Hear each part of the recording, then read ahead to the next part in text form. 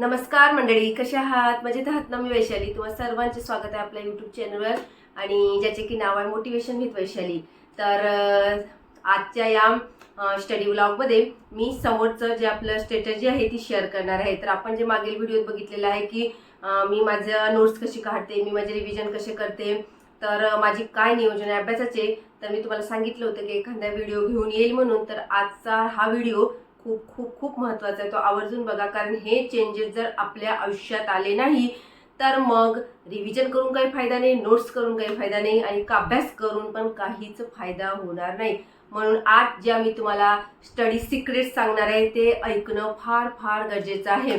कारण तुम्हाला जर अभ्यासात तुमच्या काही वेगळा बदल घडवून आणायचा असेल, इतरांपेक्षा समोर जायचं असेल, या कॉम्पिटिशनमध्ये टिकायचं असेल किंवा जीवनात यशस्वी व्हायचं असेल, तर हे जे स्टडी सिक्रेट आहे किंवा ह्या ज्या टिप्स आहे मी तुम्हाला सांगणार आहे हे फार इम्पॉर्टंट आहे. त्यामुळे पूर्ण व्हिडिओ आवर्जून बघा, मी तुम्हाला रिक्वेस्ट करते. कारण जर हा व्हिडिओ बघितला तर हा बदल किंवा हा व्हिडिओ तुमच्या आयुष्यात एक महत्त्वाचा बदल घडून येईल. आणि याचमुळे आपण परीक्षाच नाही तर परीक्षा तर फक्त एक माध्यम आहे, आपण जीवनात पण यशस्वी होऊ शकू, आपले विचार पण बदलू शकतील. तर मी माझ्या जीवनात कसा बदल घडवून आणला सर्वात इम्पॉर्टंट, दुसरा माझ्यात बदल कसा झाला आणि मी काही गोष्टी फॉलो करत आहे आता. मला असं वाटतं मी 8 ते 9 महिने झाले या गोष्टी फॉलो करत आहे. मला खरंच खरंच फार फार वेगळा अनुभव येत आहे. आणि तुम्ही जर ह्या गोष्टी फॉलो केल्यानंतर तुम्हाला पण खरंच याबद्दल असे वेगळे अनुभव येतील. तुम्ही नक्की मला कमेंटमध्ये सांगाल की ताई खरंच तू व्यवस्थित आणि खरं बोलत होते म्हणून. कारण मी अभ्यास करत होते पण लवकरच डिमोटिवेट व्हायचे, मला कळत नव्हतं की माझ्या लक्षात का राहत नाही आणि मी का डिमोटिवेट होते. तर मला त्याचं रिझनच माहीत होत नव्हतं. म्हणजे जेव्हा मला रिझन माहीत झालं ते रिझन आज मी तुमच्यासोबत शेअर करणार आहे. आणि भरपूर कमेंट येत आहेत की ताई आमचं वय 40च्या वर आहे, तर मग आता अभ्यास केला तर आमचा काय फायदा होईल, किंवा मग आता आमचं वय पण नाही अभ्यासाचं. मला तुम्ही सांगा, जर आता अभ्यासच फक्त अभ्यास फक्त काय परीक्षेसाठीच करतो का आपण, त्यातून काही आपल्याला शिकता येत नाही का? नाही, काही शिकता तर अनुभव तर येईल. आपल्यासाठी अनुभव, एक्सपिरियन्स हा फार महत्त्वाचा आहे. कारण आपला अभ्यास कुठे कामा पडणार आहे मलाही माहीत नाही, तुम्हालाही माहीत नाही. म्हणून अभ्यास करा, पुस्तकं वाचा, पॉझिटिव्हिटीची भरपूर पुस्तकं आहेत की ज्याने आपल्याला वाचून आपण आपलं ध्येय ठरवू शकतो, आपण मोटिवेट होऊ शकतो. म्हणून फक्त अभ्यास हा परीक्षा देण्यासाठीच नाही करायचा असतो. अभ्यास तर खूप खूप पद्धतीचा अभ्यास आहे. छान गोष्टीची पुस्तकं आहेत, त्यानंतर मोटिवेशनल पुस्तकं असतात, त्यानंतर कवितेची पुस्तकं असतात, कादंबऱ्या असतात. त्याला पण एक अभ्यासच म्हणू शकू ना आपण, कारण आपण जीवनाचा अभ्यास करणार आहोत तेव्हा आपण यशस्वी होण्यासाठी अभ्यास करत आहे.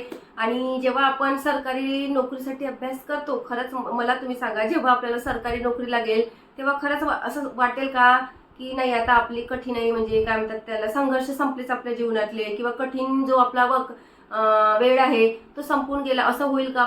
खरंच तुम्ही कोणालाही विचारा, जो जॉबवर लागलेला आहे ना त्याला विचारा, तो नेहमी आपल्याला हेच सांगेल, अरे अभ्यास करत होतो तेव्हा जे होतं ना त्यापेक्षा आता मला कठीण वाटत आहे. म्हणजे आपल्याला असं वाटतं की मी आता अभ्यास करत आहे तर मला जॉब लागेल, तर माझं सगळं व्यवस्थित होऊन जाईल आणि माझ्या आयुष्यात खूप काही छान चेंजेस होतील. पण तसं नसतं. आपलं माइंड, आपला पॉझिटिव्ह विचार, आपलं डोकं हेच आपल्यासोबत राहणार आहे आणि पॉझिटिव्ह विचार आता जे करू ना ते नंतरही आपल्या कामा येणार आहे. म्हणून जे पॉझिटिव्ह विचारांनी आपण अभ्यास करू, आपल्याला जी सवय लागेल ना अभ्यास करायची पॉझिटिव्ह विचारांची, त्यामुळे आपल्याला खूप फायदा होणार आहे. आणि गव्हर्नमेंट जॉब हे फक्त एक माध्यम आहे जीवनात यशस्वी होण्याचं, फक्त एक माध्यम. आणि ते माध्यम आपण क्रॅक केलं तर आपण एक फायनान्शियली मजबूत बनू शकू. म्हणून आपल्याला गव्हर्नमेंट जॉब पाहिजे किंवा मेंटली आपण स्टेबल होऊ शकू कुठेतरी, पण थोड्या वेळासाठी. पण नंतर जेव्हा आपण जॉबमध्ये जातो तेव्हा खरंच सांगा मला, जॉबमध्ये गेल्यानंतर आपल्याला वाटतं का मी आता स्टेबल झाली आहे, माझ्याजवळ पैसा आला आहे, तर मला मला असं मानसिक समाधान प्राप्त झालं आहे का? तर विचार करून बघा आणि मग मला सांगाल कमेंटमध्ये. कारण कसं असतं, जोपर्यंत आपण आपल्या स्वतःच्या माइंडला सवय लावणार नाही ना पॉझिटिव्ह विचारांची, तोपर्यंत आपण स्टेबल होणार नाही. आणि एकदा का आपल्या माइंडला पॉझिटिव्ह विचारांची सवय लागली ना की गव्हर्नमेंट जॉब असू दे, बिझनेस असू दे किंवा लाईफमध्ये कुठलाही प्रॉब्लेम होऊ दे, तो आपण एवढ्या व्यवस्थित आणि सहजतेनं पार करतो ना, तर आपल्याला कळत पण नाही की आपण कुठल्या वळणावर इतक्या सहजतेनं आपला संघर्ष कसा क्रॅक केला म्हणून. तर महत्त्वाची आणि most important factor in our life म्हणजे स्टे पॉझिटिव्ह. जोपर्यंत आपण स्वतःला पॉझिटिव्ह ठेवणार नाही किंवा आपण थिंग्स पॉझिटिव्ह म्हणजे पॉझिटिव्ह विचार करणार नाही, तोपर्यंत आपण एक पाऊल मागेच असू. आपण कधीच एक पाऊल समोर राहणार नाही. म्हणजे माझ्या म्हणण्याचा अर्थ आहे की जर तुम्ही पॉझिटिव्ह थिंकिंग केलीच नाही आयुष्यामध्ये तर तुम्ही म्हणजे समोर जाऊ शकणार नाही, अभ्यासच करू शकणार नाही. म्हणजे जसं की तुम्ही जर म्हणा आय कॅन डू इट, तर खरंच तुम्ही करू शकता, आपण करू शकतो. आणि जर मी म्हटलं मी करूच शकत नाही तर आपोआप आपल्या जे माइंड आहे ते आपोआप सर्व दरवाजे आपोआप बंद होतात आणि आपल्याला योग्य मार्ग कधीच मिळत नाही. म्हणून तुम्हाला सांगते की कधीही कुठलीही गोष्ट जेव्हा तुम्ही स्टार्ट करताना तेव्हा सर्वात अगोदर म्हणायचं आय कॅन डू इट, मी करू शकतो, मी केलेलं आहे आणि मी केलं. हे सक्सेस होताना स्वतःला त्या विचारात बघायचं, तेव्हाच आपण कुठलीही गोष्ट प्रॉपर फोकस करू शकू आणि कुठल्याही गोष्टी आपण प्रॉपर अटेम्प्ट पूर्ण स्टडी सिक्रेट सांगितलेलं आहे की सर्वात महत्त्वाचं पॉझिटिव्ह विचार करायचं. दुसरं स्टडी सिक्रेट सांगते तुम्हाला की कधीही दिवसाला मल्टिपल सब्जेक्ट घ्यायचे नाही. मल्टिपल सब्जेक्ट म्हणजे आता लगेच अर्धा तास विज्ञान केलं किंवा सायन्स केलं, लगेच मराठी घेऊन बसायचं, लगेच इंग्रजी घ्यायचं किंवा लगेच मॅथ घ्यायचं, असं करायचं नाही. कुठलाही एकच विषय घ्या एका दिवसाला, त्याचंच व्यवस्थित कॉन्सन्ट्रेशननं अभ्यास करा. जेणेकरून तुम्हाला काय होईल, जोही त्याचे वीक पॉईंट आहे किंवा आपल्या चुका आहे आपल्याला लवकर लक्षात येतं. आपण काय करतो कधी कधी नाही माझं जिवार येत आहे म्हणून ठेवून द्यायचं. ही घटक हा व्यवस्थित एक पूर्ण समजून घ्यायचा, पूर्ण त्याच्याबद्दल व्यवस्थित ॲनालिसिस करायचा आणि मगच दुसऱ्या विषयाचा अभ्यास सुरू करायचा दिवसाला. म्हणजे कमीत कमी 2 ते 4 तास तरी दुसऱ्या विषयाला हात लावायचा. आणि ही स्ट्रॅटेजी मी तुम्हाला आवर्जून सांगत आहे कारण मी स्वतः शिकवत होते, त्यामुळे मला भरपूर मला माझे जे वीक पॉईंट आहे ते कव्हर होत नव्हते, मला कळत नव्हतं. तेव्हा मला विचार करून कळले की आपण एका विषयाला व्यवस्थित प्राधान्य देत नाहीये, त्याचे वीक पॉईंट शोधत नाहीये आणि त्यामुळे माझा लॉस होतोय आणि त्यातून मला भरपूर काही शिकता आले. म्हणून माझा हा एक्सपिरियन्स मी तुमच्यासोबत शेअर करत आहे की कमीत कमी 2 ते 4 तास दुसऱ्या विषयाला हात लावायचा नाही. एक सब्जेक्ट व्यवस्थित त्याचं ॲनालिसिस करायचं, त्याचे PYQ व्यवस्थित बघायचे, त्यातून PYQ मधून आपल्याला आपला वीक पॉईंट शोधायचा आणि तो PYQ वीक पॉईंट शोधल्यानंतरच 2 ते 4 तास एका सब्जेक्टचा स्टडी झाल्यानंतरच थोडा ब्रेक द्यायचा. आणि नंतर मग सांगते की आपली चुकी लगेच लक्षात घ्या. आपण काय करतो, चुकी आपली होते आणि जबाबदारी आपण दुसऱ्याला देतो किंवा मग जबाबदारी दुसऱ्याला ठरवतो.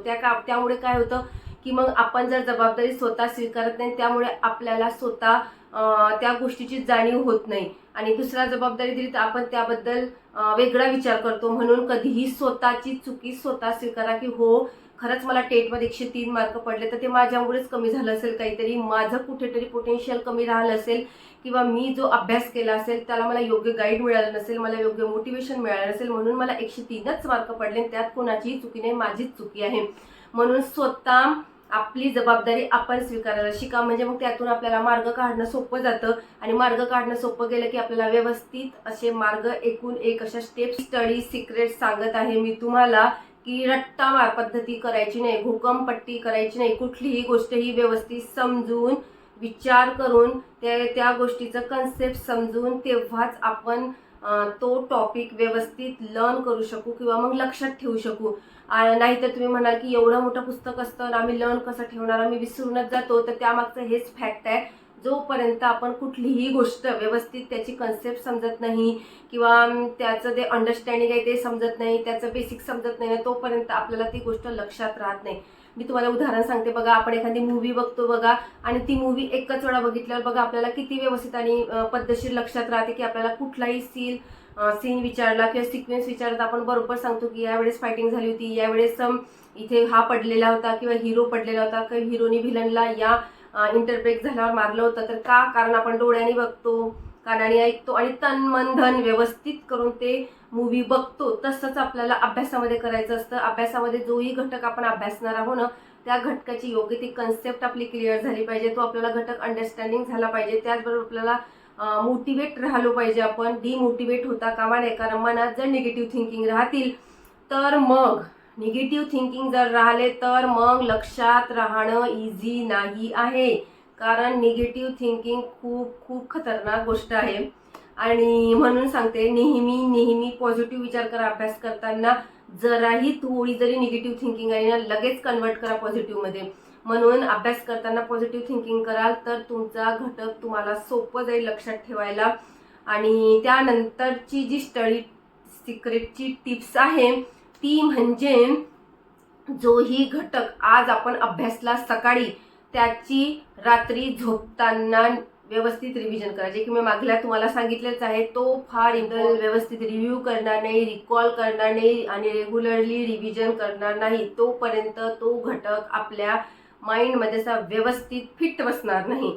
म्हणून तुम्हाला सांगते, आपला माइंड कमजोर नाही आहे, आपलं डोकं कमजोर नाही आहे, आपले विचार कमजोर आहेत आणि तेच विचार आपल्याला कन्व्हर्ट करायचे आहे, जेणेकरून आपण जोही आपला बहुमूल्य वेळ अभ्यासासाठी देत आहे ना, त्या बहुमूल्य वेळेचा कुठेतरी सदुपयोग झाला पाहिजे. नाहीतर फक्त 1 तास झाले वाचत आहे आणि मनात विचार येत आहेत, बापरे मी टीईटी पास होईल का, किंवा मग टीईटीचा माझा अभ्यासच होत नाही आहे. म्हणजे इथे निगेटिव्ह विचार सुरू आहे आणि इथनं फक्त आपला पुस्तक वाचणं सुरू आहे. त्याला महत्वच नाही, कारण इथे तो जो अभ्यास आहे तो घुसतच नाहीये किंवा जातच नाहीये. तर काय फायदा आहे मग अभ्यास करून? म्हणजे 1 तास तर आपला वाया चालला, आपले कामही होत नाहीये, आपलं एंटरटेनमेंट पण होत नाहीये, फक्त पुस्तक म्हणून पुस्तक चाळायचं असते, त्याला महत्वच नाहीये ना. म्हणून सांगते, कॉन्सन्ट्रेशनचा अभ्यास करा. जरी अर्धा तास केला तर तो अर्धा तास केलेला अभ्यास परीक्षेच्या वेळेपर्यंत आपल्याला आठवायला पाहिजे. त्यासाठीच ह्या स्टडी सिक्रेट टिप्स. जेव्हा तुम्ही कुठलीही जी कन्सेप्ट असतात ना, ती व्यवस्थित जर तुमची क्लिअर झाली तर तुम्हाला एक्स्ट्रा अफेर्ट लावायची गरज नसते, तुम्हाला मल्टी स्किल करायची गरज नसते, कारण आपल्याला त्या थीमची आउटलाईन समजलेली असते, आपल्याला अंडरस्टँडिंग होतं, आपलं फोकस व्यवस्थित आपल्याला समजलं असतं टॉपिकचं आणि त्यामुळे तो टॉपिक आपल्याला लक्षात राहतो आणि परीक्षेच्या बरोबर वेळेत तो आठवतो. नाही तर तुम्ही करून बघा, एखादा टॉपिकनं तुम्ही त्याची कन्सेप्ट समजून घ्या आणि त्याचं आउटलाईन व्यवस्थित तुमच्या जसं तुम्हाला लक्षात ठेवतं तसं ठेवा आणि बघा, तो एखादा टॉपिक एवढा छान तुमच्या लक्षात राहतो ना की पेपरच्या कुठल्याही भागात तो कठीण पद्धतीने विचारू दे, आपल्याला त्याचा आन्सर बरोबर क्लिक होतं. आणि हाच फायदा आहे, कन्सेप्ट क्लिअर व्हायला हव्यात. म्हणून तुम्हाला सांगितलं हे स्टडी सिक्रेट. तर पहिलं सांगितलंय मी तुम्हाला स्टे पॉझिटिव्ह, दुसरं मी सांगितलेलं आहे की आपली चूक समजा, घोकंपट्टी करू नका.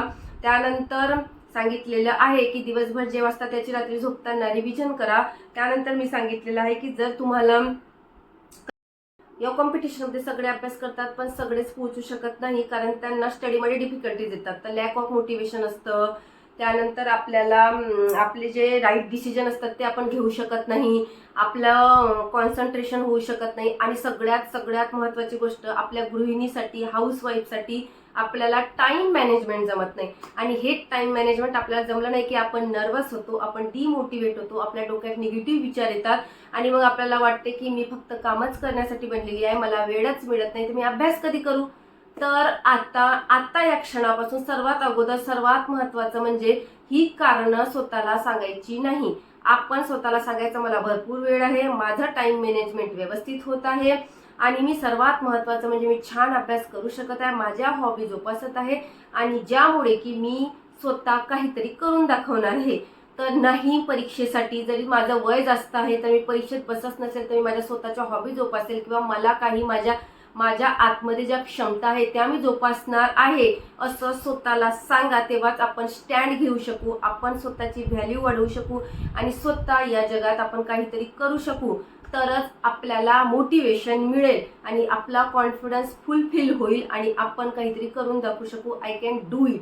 म्हणून स्वतः यानंतरची जी स्टडी सिक्रेट आहे ते मी सांगणार आहे की जेव्हा तुम्ही अभ्यास करता तेव्हा भरपूर जणांचे प्रश्न येतात की ताई आम्हाला झोप येत आहे, ताई आम्हाला आळस येत आहे. तर आपल्याला या आळसावर सर्वात महत्त्वाचं म्हणजे मी काय करते ते सांगते. जेव्हा मी सकाळी झोपेतून उठते तर बघा, मी आपल्या व्हॉट्सअप चॅनलचं जे मोटिवेशन विथ वैशाली व्हॉट्सअपचं चॅनल आहे तिथे एक मेसेज घालते गुड मॉर्निंगचा आणि मग लगेच उठते. जरी झोपायची इच्छा होत असली तरी सर्वात अगोदर अंगावरची चादर काढून टाकायची. दुसरं म्हणजे बेडच्या खाली उतरायचं. चौथं आणि तिसरं म्हणजे ध्यानधारणा करायची. म्हणजे ध्यानधारणा म्हणजे आता काय म्हणायचं तर मी पॉझिटिव्ह थिंकिंग करते. म्हणजे मी 5 मिनिटं रिलॅक्स बसते, मस्त पॉझिटिव्ह थिंकिंग करते आणि ती माहितीच आहे, मी मागील व्हिडिओत तुम्हाला दाखवलं आहे की मी ते पॉझिटिव्ह थिंकिंग कशी करते. म्हणजे स्वतःला जे आपण नाही आहे आपल्यासोबत तेही आहे असं बघणं म्हणजे पॉझिटिव्ह थिंकिंग आहे. म्हणजे I can do it, me clever आहे, मी इंटेलिजंट आहे, मी करू शकते, मी माझ्यात बदल होत आहे, मी खूप स्ट्रॉंग आहे, मी माझं टाइम मॅनेजमेंट छान करत आहे. म्हणजे स्वतःला सांगायचं की मी दिवसभर काय करणार आहे. आणि सर्वात महत्त्वाचं म्हणजे स्वतःला आपल्या स्वतः लक्ष्याची किंवा फोकसची आठवण करून द्यायची की नाही, मला करून दाखवायचं आहे, मला काहीतरी करायचं आहे. जरी मी घरी असले किंवा मला जरी परीक्षा द्यायची नाही तरी मला आजचा दिवस माझा आनंदात घालवायचा आहे. जरी तुम्हाला कुठलंही ध्येय नसतं तरी तुम्हाला हे ध्येय समोर ठेवावं लागेल की मला माझा आजचा दिवस आनंदात जाईल, असेच प्रयत्न करायचे आहे. मला कोणासोबत विनाकारण संघर्ष करायचा नाहीये, विनाकारण कोणासोबत मला म्हणजे काय म्हणतात त्याला गुंतून पडायचं नाहीये किंवा विनाकारणचा माझा बहुमूल्य वेळ वाया घालवायचा नाही. मला स्वतःसाठी माझ्या क्षमता जगायला आवडेल किंवा आवडत आहे. मी माझं जीवन आनंदात जगत आहे, त्यामुळे भरपूर फरक पडतो आणि आपल्यात खूप खूप पॉझिटिव्हिटी तयार होते आणि आपली झोप आपोआप गायब होते. म्हणजे झोपेतून उठल्यावर कधीही बिछाण्यावर जास्त वेळ पडून राहायचं नाही, लोळत तर पडायचंच नाही. लगेच जाग आली की लगेच दिवाणच्या खाली उतरायचं किंवा बेडच्या खाली उतरायचं.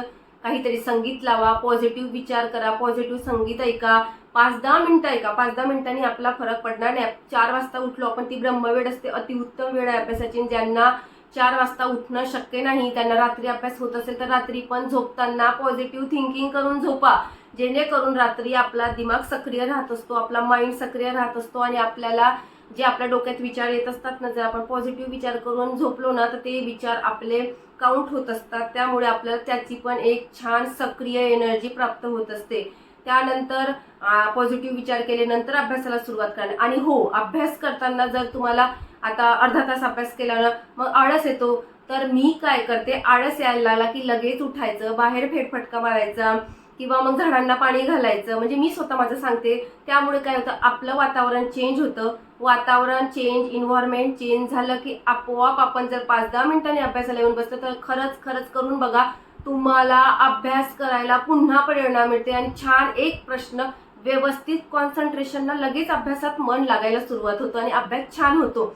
करून बघा आणि मग मला सांगा की ताई तू खरंच सांगते म्हणून. म्हणजे एक फेरफटका मारायचा, जागेवरून उठायचं, इन्व्हायरमेंट चेंज करायचं, त्यांनी आपला अभ्यासात सातत्य यायला मदत होते. नाहीतर तुम्ही म्हटलं की आम्ही 1 तास आमच्या टेबलवरच बसून अभ्यास करतो आणि मी उठतच नाही, माझे 5-10 मिनिटं वायात जातात, तर ते तसं जर केलं ना तर फक्त अर्धा तास अभ्यास होईल, अर्धा तास कधी वाया झाले ते आपल्याला कळणार पण नाही. म्हणून सांगते, कधी पण अभ्यास करताना स्वतःमध्ये स्वतःच बदल घडवून आणायचा. दुसरे कोणी येऊन म्हणणार नाही आहे 4 वाजता की तुला आळस येत आहे, तुला चहा मांडून देऊ का, चल तुला फेरफटका मारून देतो, म्हणून दुसऱ्याकडून अपेक्षा करू नका. स्वतःवरच अपेक्षा ठेवा, दुसऱ्यावर अवलंबून राहू नका. स्वतः जबाबदारी घ्या, स्वतःवर अवलंबून राहा. त्यामुळे आपल्याला खूप खूप खूप फायदा होतो. आणि मला आज तुम्हाला हेच सांगायचं होतं, मला याच विषयी मोटिवेट करायचं होतं की आपण अभ्यासासोबत ह्या गोष्टी केल्या तरच आपण एक्झाम छान क्रॅक करू शकू किंवा मग आपण जेही वाचत आहे ते आपण व्यवस्थितरित्या लक्षात ठेवू शकू किंवा मग रिमाइंडर करू शकू. आणि आपल्या ज्या स्टडीमध्ये डिफिकल्टीज येतात, मोटिवेशन कसं आपल्या जीवनात उपयोगी आहे ते आपल्याला कळलं पाहिजे.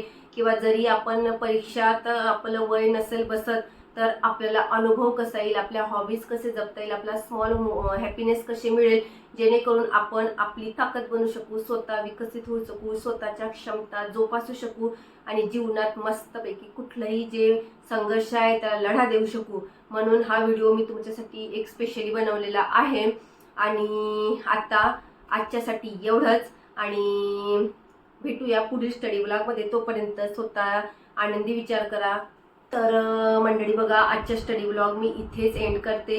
आणि स्टडी ब्लॉग म्हटल्यापेक्षा मोटिवेशनल ब्लॉग म्हणूया. आणि ह्या टिप्स, ज्या स्टडी सिक्रेट टिप्स मी तुम्हाला सांगितल्या तर खरंच आवर्जून लक्षात ठेवा आणि तसेच वागा. कारण अभ्यास करण्यापेक्षा हे जर तुम्ही लक्षात ठेवलं आणि तसे जर थोडं वागण्याचा प्रयत्न केला ना तर खरंच आपला अभ्यास खूप सोपा होतो आणि आपल्याला खूप छान असं व्यवस्थित स्वतःमध्ये बदल करून घेता येतो आणि आपण यशस्वी होतो. तर तोपर्यंत पुढील व्लॉगमध्ये भेटूया. आणि तोपर्यंत जर तुम्हाला माझे व्हिडिओ आवडत असतील तर नक्की लाईक करा, शेअर करा आणि सबस्क्राईब करा, जेणेकरून भरपूर मोटिवेट ज्या गरजू हाऊसवाईफ आहेत किंवा ज्यांना खरंच मोटिवेशनची गरज आहे त्यांच्यापर्यंत हा व्हिडिओ जाईल आणि त्यांना पण एक मोटिवेशन मिळेल, त्यांना एक डायरेक्शन मिळेल की आपण कसं करायला पाहिजे किंवा काय करायला पाहिजे किंवा आपण स्पर्धा परीक्षेची तयारी करतात आपल्याला एक वेगळं मार्गदर्शन मिळेल. म्हणजे त्यांना आवर्जून हा व्हिडिओ त्यांच्यापर्यंत पोहोचता करा, जेणेकरून आपल्याला पण त्याची एक मोटिवेशनची एनर्जी प्राप्त होईल. म्हणून तोपर्यंत स्वतःची काळजी घ्या, आनंदी राहा. भेटूया पुढील व्लॉगमध्ये. बाय.